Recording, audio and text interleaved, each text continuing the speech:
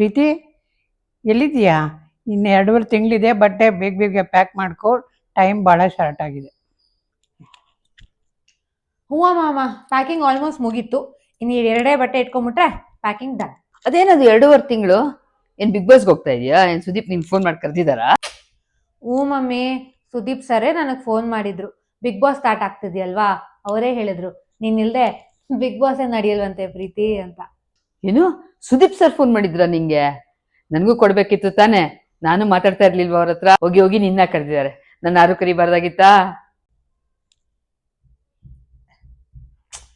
ಆಯ್ತಮ್ಮ ಸುಮ್ಮನಿರು, ಮಾನ ಮರ್ಯಾದೆ ತೆಗಿಬೇಡ.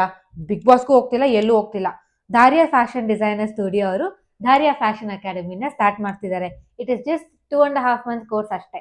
ಫ್ಯಾಷನ್ ಡಿಸೈನಿಂಗ್ ಕಲಿಬೇಕು ಅಂತಿದ್ದೀನಿ, ಅದಕ್ಕೆ ಒಳ್ಳೊಳ್ಳೆ ಬಟ್ಟೆ ಹಾಕೊಳ್ಳೋದು ಬೇಡವಾ? ಓ ಹೌದಾ?